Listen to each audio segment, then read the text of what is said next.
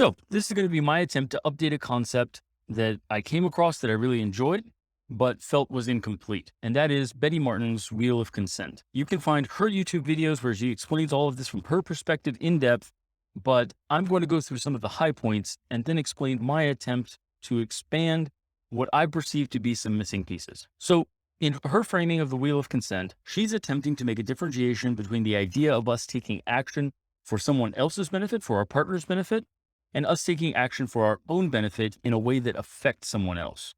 Her original claim is that we are most comfortable with the idea of giving a gift or taking care of our partner. So we would give our partner something which they receive, and in that interaction, we are doing something that is for their benefit. So the origination of the activity is giving. A classic example of that would be something like a massage. And her claim is that we're more comfortable with that versus the idea of what she calls taking. In a taking dynamic, we are doing something to our partner that is for our own benefit. And our partner then allows us, she uses the word allow, or provides us with access to their body, to their attention, to whatever it is that we need in order to take that action or to take that benefit from them. So the contrast to a massage would be something like feeling our partner up, where we are enjoying feeling their body. Another example that's very relevant to me is I like to talk a lot. I like to tell my partner what I've learned, what I've enjoyed, and it is for my benefit because I like sharing that. My partner then can provide me with attention, can provide me with access to them as an enthusiastic listener. And that is another manifestation of a similar taking dynamic. Betty Martin makes the claim, and I think it's probably true, that many people aren't comfortable with taking.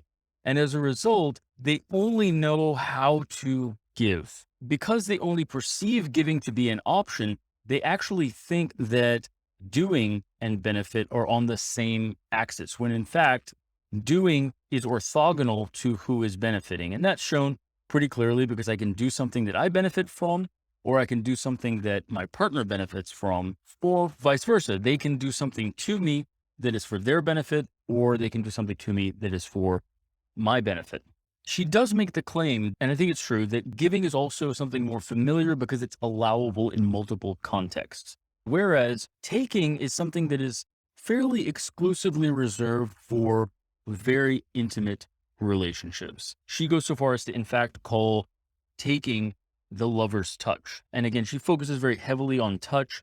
I think there are other manifestations, but I think she is correct that taking is a much more intimate act. And there is something of integrity in owning our desires, in asking to take from our partner. We have to be very honest about who is benefiting. We have to say that I want to benefit from feeling your body up.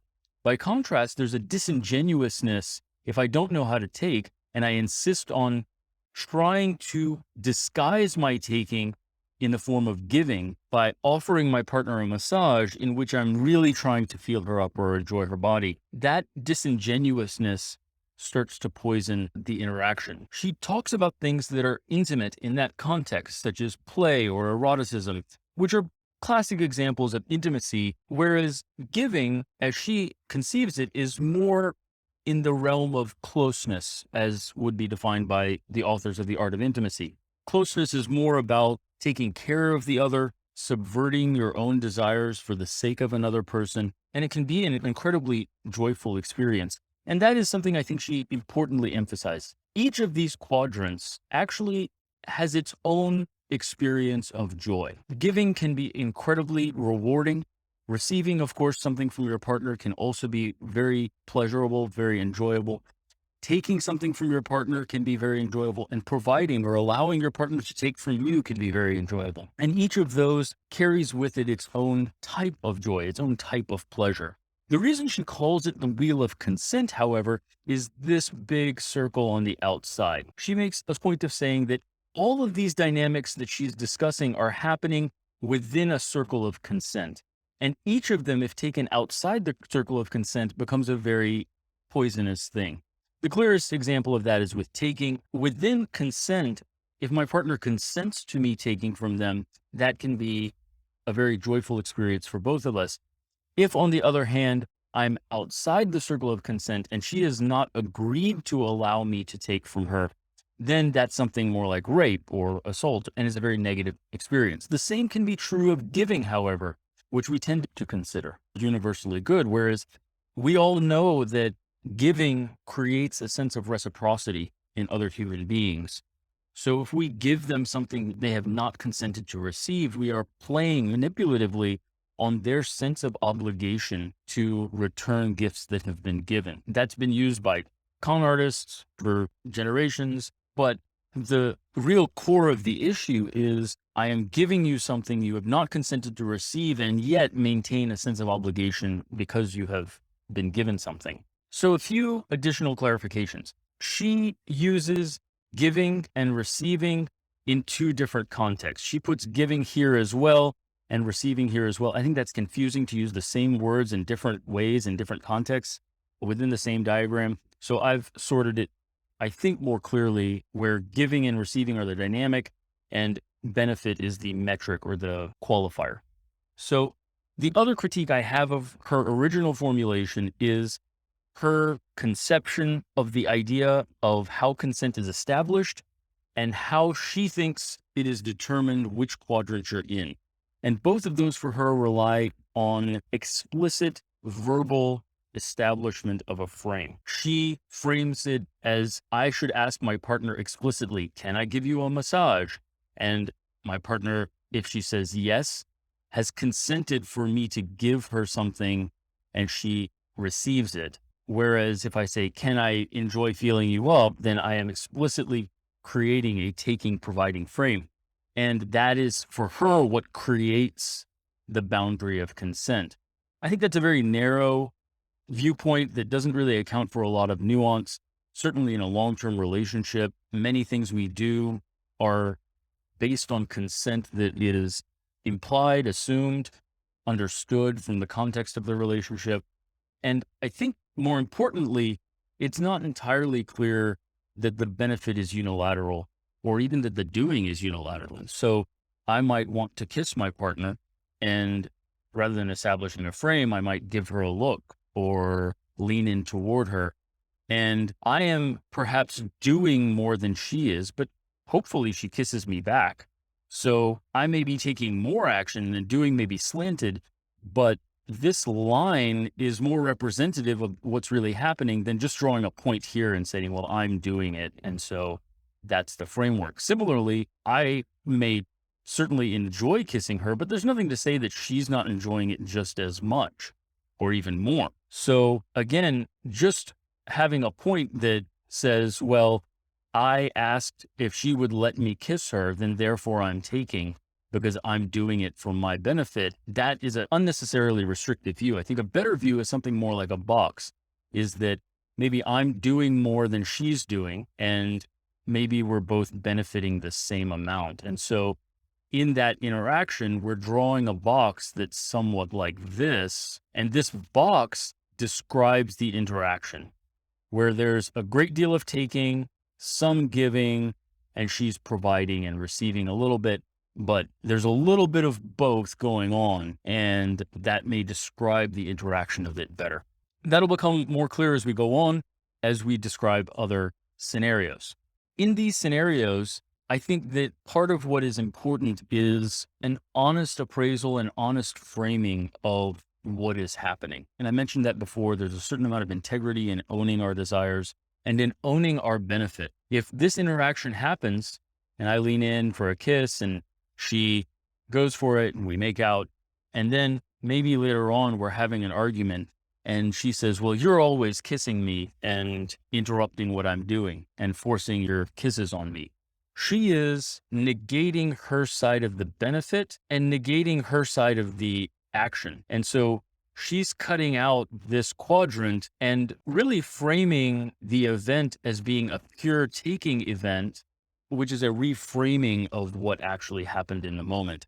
Those reframings can be very painful And there's a lack of honesty that happens there in the middle of an argument. The other thing I think she missed, and this is where my expansion really comes from, is that even if I am taking, it does not mean that I am necessarily initiating. Similarly, just because I'm giving doesn't mean I'm initiating. She frames both of those in the context that the giver is the initiator and the taker is the initiator, but it could easily be not the case. If my partner, for instance, asks me to give her a massage. So as far as the massage is concerned, I am giving and she is receiving, but actually the initiative was hers. How we got to that point of me giving and her receiving was more along what Betty Martin would consider taking, because she is asking me to do something. But it doesn't work for taking either, because she's not the one doing anything.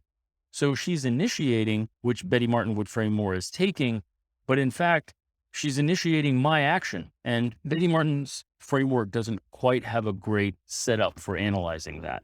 That's when I realized that this concept of initiation and motivation was missing from her framing and actually formed another axis of analysis. It formed another way of examining the issues that are going on. And in particular, I think it creates a way of analyzing the energy flow issues that can come up in relationships, because motivational energy, the energy of initiating, can be significant, and we can come to feel a sense of unfairness if we are the only ones putting in that energy. So I created another axis by which to analyze what was happening. Here on this axis, if I initiate, then I am motivating my partner, and my partner will ideally, within the frame of consent, meaning I'm not motivating them against their will or overriding their will, they're actually accepting my motivation. Just like my example of my partner asking me to give her a massage, I am consenting, but she has motivated me. She has initiated the series of events. So in this case, I've separated this in terms of motivation and acceptance of motivation, and this axis in terms of doing and being done to. And so here, if I'm the one motivating the action, meaning I ask my partner if I can feel her up, or I ask my partner if I can give her a massage, then I am doing the action and I'm also motivating the action. And that to me is something like initiation. When I initiate, my partner, by consenting, when she gives her acceptance, when she accepts the motivation and she accepts being done to, she agrees to participate. So I initiate and she participates. By contrast, if I am the one doing something, but in fact, she is the one motivating and I am accepting her motivation. That's the example I gave before of her asking me to give her a massage. I am undertaking that action. And what she has done when she started it was to encourage me. So she encouraged me to give her a massage, and I undertook to give her a massage when I consented. And this is benefit neutral. So regardless of who benefits, I could initiate something that's for my benefit. I could initiate something that's for her benefit. I could encourage her to do something that is for her benefit, or I could encourage her to do something that's for my benefit. And so this axis of motivation is actually independent of the axis of benefit. And again, there is something that's very important, that there is pleasure to be had in all of these experiences. And that's just as true here as it was in Betty Martin's original vision, that the person who is accepting motivation, or the person who is accepting action, is not tolerating. They're not subjugating. They're not suffering. They're not giving up anything. These are framed as consensual in the best possible way, meaning enthusiastically consented. These are situations in which we ask for something from our partner and they give it to us joyfully, or we ask to do something to our partner and they consent joyfully. And so now that we've created this idea, we can obviously see if we have three axes, then we have a third way of viewing all of this. So we originally had a sense that was doing and benefit, and then we had doing and motivation, and now we have benefit and motivation. And so in these circumstances, I am motivating my partner, and regardless of who's doing it, I can motivate her to let me do something, but I am coaching her, and she would strive to either allow or she would strive to do. But that is the engagement. That is the dynamic that we are entering when I am motivating something to happen that is for her benefit. By contrast, if I am motivating something that is for my own benefit, then I'm doing something like advocating, and she is responding to my advocation. She has an opportunity to either accept the motivation, which is a response, or she can deny the motivation, in which case she does not consent and that response does not happen. So this is a different dynamic again along the third set of axes. And in terms of benefit, if it really is for their benefit, then I am coaching someone to do something. Either I'm doing it or they're doing it, but regardless, I'm providing motivation for something to happen, regardless of who's doing it, that is for my partner's benefit.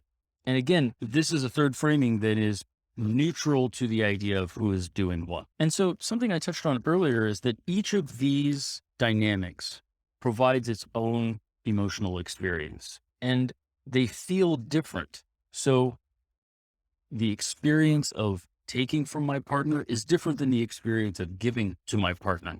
The experience of initiating with my partner is different than the experience of encouraging my partner. And the experience of coaching my partner is different than the experience of advocating for something with my partner.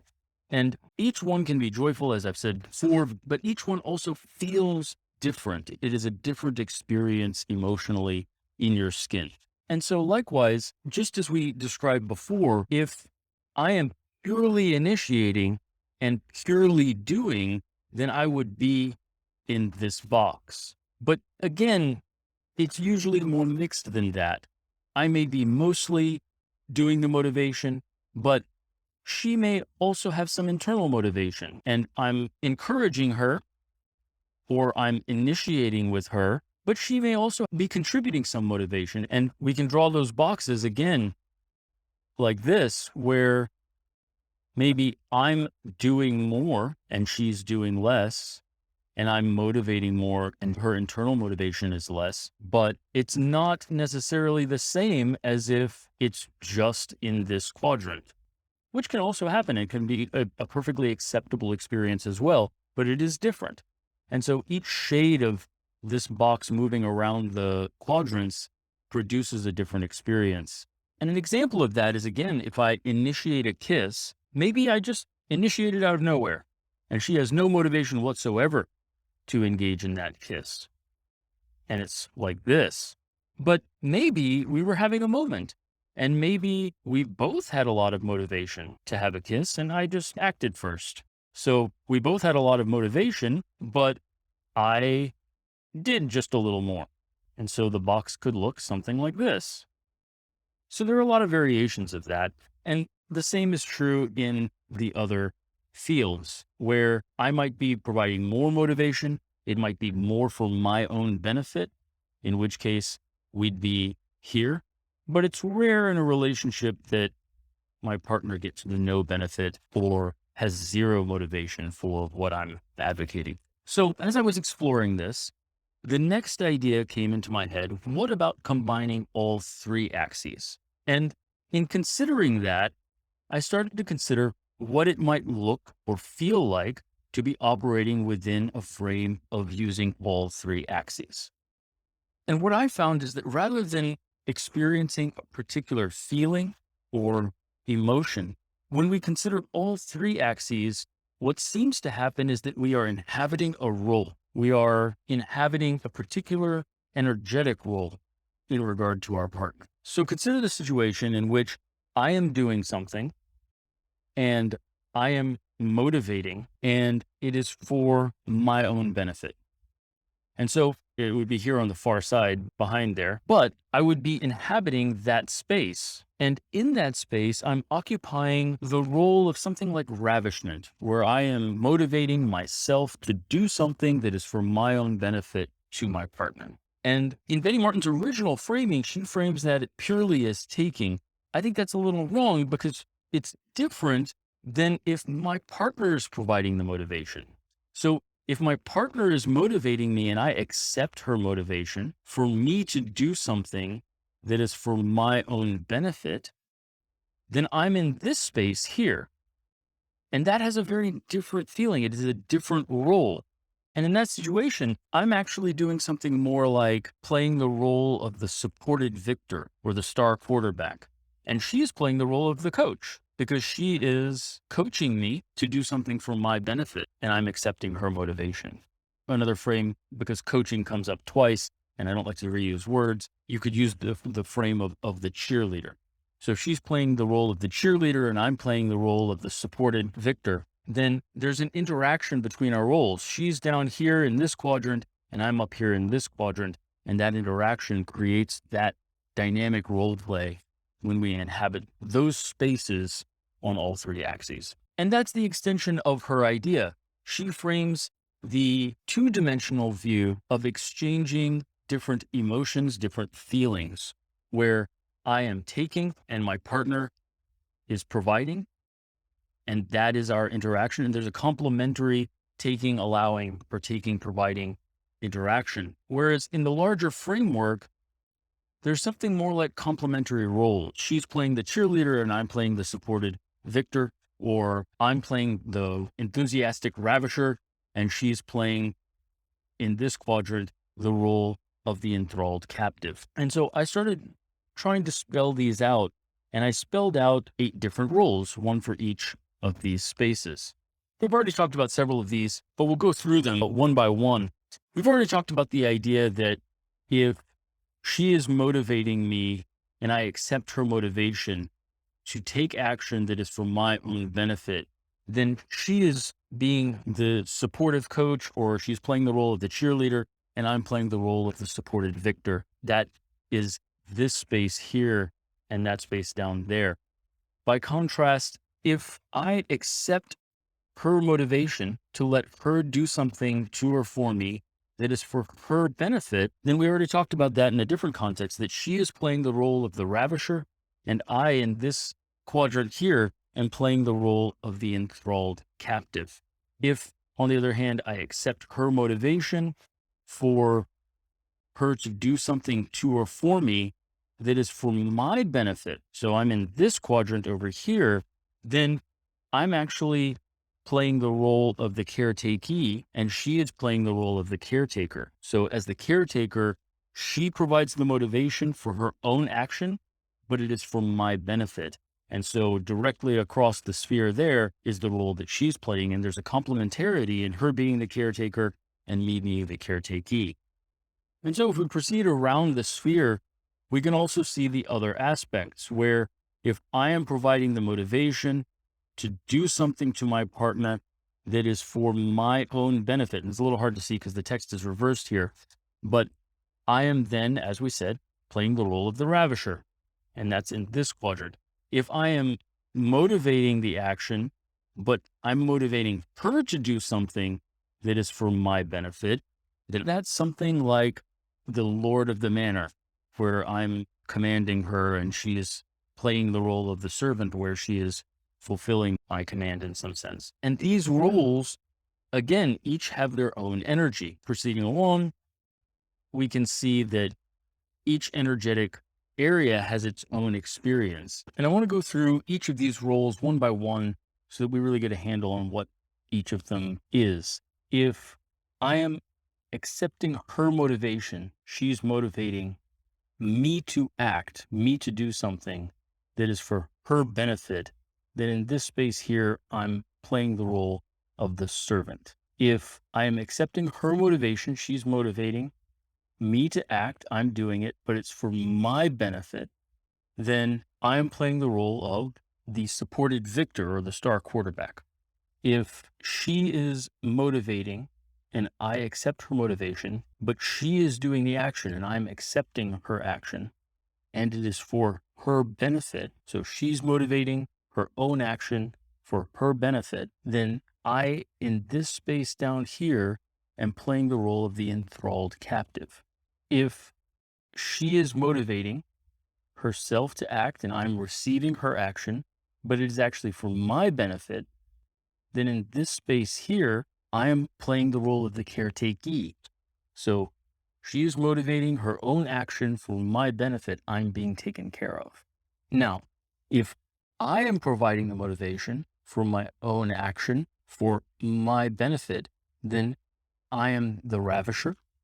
If I'm providing the motivation for her action for my benefit, then I am the lord of the manor and she is the servant. If I am providing the motivation for my own action for her benefit, then I'm being a caretaker. And if I am providing the motivation for her action for her own benefit, then I am being a coach or cheerleader. So those are all of the different roles that can be played. There are 8 of them. There's the ravisher paired with the enthralled captive. There's the caretaker and caretakee. There's the lord of the manor and the servant. And there is the cheerleader and the star quarterback, or the encouraging coach and the supported victor. And so we'll go through that once again in chart form. Here's the ravisher, where I'm providing the motivation, my own action, my benefit. Here's the caretaker, where I'm providing motivation, my action, her benefit. Lord of the manor, where I provide the motivation for her action for my benefit. Encouraging coach, where I provide the motivation for her action for her benefit. And each one of these roles has its own feel, its own energy. I chose the names to try to capture the spirit of the energy, but each role actually has a different relationship to the energy of the relationship and the energy flow between the people in the relationship. I feel like it's important to make another note on the idea of self-honesty again, that in these conversations, it's important to acknowledge our own benefit, that even if she initiated a kiss, I did benefit from it. I enjoyed it. I enjoy our relationship. I enjoy that connection. If I initiate an action or I ask her to do something, I motivate her to take action for her benefit. She receives the benefit of my motivation. She also receives the benefit of the action. And there should be some acknowledgement of the truth of the energy flow. And I think that that's really important in any relationship. So one last note, just as before, on the 2-dimensional grid, we could describe an action with a box instead of just with a dot or with a line, because it accounts for the fact that there may be some mutual benefit. Even if she benefits more or I benefit more, that may change the position of the box. In the same way, on the 3-dimensional grid, we can actually talk about describing a cube instead of just a single point. And what that means is that I may be playing the role of a servant at a particular time, but I may be playing a combined role. I may be playing the servant and the supported victor, because it may be for her benefit, but it may also be for my benefit. And so there are combinations of roles that can be played at the same time to different degrees. And I may be mostly servant if it's mostly for her benefit, but if it's for my benefit as well, then I'm the supported victor. So it's a combined supported victor servant role, because it's somewhere in the middle. And so you can combine these in multiple directions, and you don't have to be playing a single role at a single time. And these are just ways of parsing out the space and then realizing that they're actually on a continuum again. And just as before, each of those shades of combined roles will feel different to inhabit, and the energy flow will be mixed differently. So thank you for listening. Thank you for letting me explain my expansion of this idea from the wheel of consent to the sphere of consent. And I hope you got something beneficial out of it.